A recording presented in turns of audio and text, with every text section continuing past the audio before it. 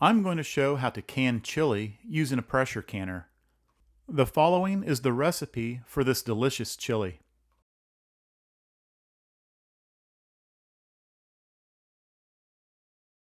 Gather 5 pounds of ground beef or ground venison, the seasonings, and then the vegetables. It's always best to use fresh tomatoes that have been blanched and peeled. However, canned diced tomatoes work well too. Also, you can double the sauce if you like a saucier chili. Begin by thawing out and browning 5 pounds of ground beef. It's very important to drain off as much grease as you can.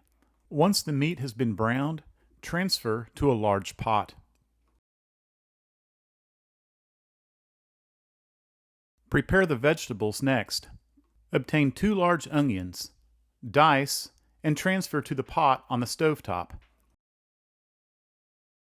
Take a large bell pepper, slice it open, and remove the seeds. Then dice and transfer to the pot. If you like spicy chili, select a desired amount of fresh hot peppers and finely dice them. Add these to the pot and stir in very well. And finally, mix in 2 minced garlic cloves. Now prepare the fresh tomatoes by blanching, peeling, and dicing about 6 cups worth in total volume. Or use the 2 28-ounce cans of undrained diced tomatoes. Add the tomatoes to the pot and mix well. Next, add 1 or 2 15-ounce cans of tomato sauce to the pot. It depends on how saucy you would like your chili. I'm only adding 1 can because I find a less saucier chili works best on chili dogs. Once again, stir very well and then add in the following seasonings. 1/2 cup of chili powder, 3 tablespoons of salt, 2 teaspoons of cumin powder, 1 teaspoon of dried oregano, 2 teaspoons of paprika, and 1 teaspoon of ground coriander. Mix in well and heat up while preparing the canning station. Remember, due to low acidity, you will need to can using a pressure canner. Do not use a water bath method. Always check the integrity of the gasket on the lid before using.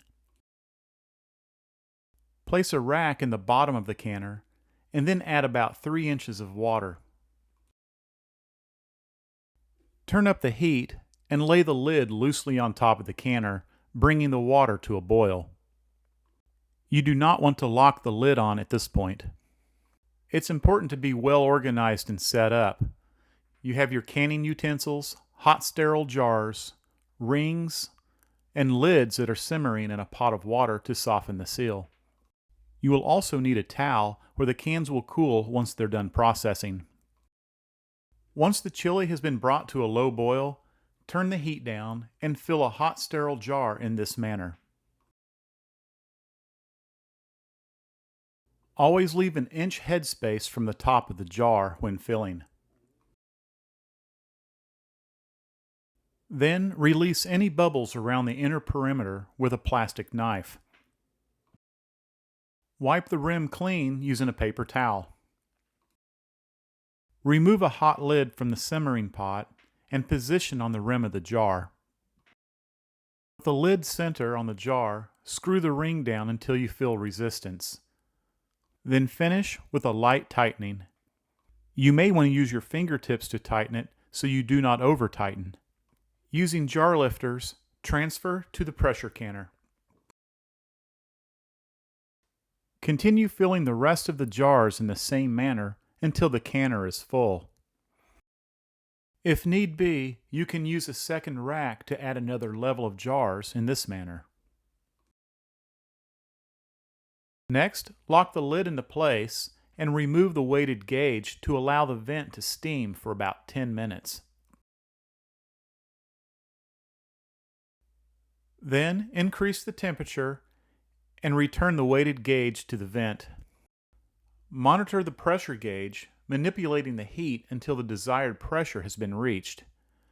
Do this for your particular altitude. Where I live, I will bring this to 10 pounds pressure. Altitude canning charts can be found online or in a canning recipe book. Process pints for 75 minutes or quarts for 90 minutes. In this case, I'm canning pints, so I will process for 75 minutes. You will need to manipulate the heat to hold this pressure. Once done, turn off the heat and let the pressure return to zero naturally. Remove the canner lid and allow to cool for 10 minutes before removing the jars. Using jar lifters, transfer the jars to a towel on the countertop. Allow them to cool for at least 24 hours.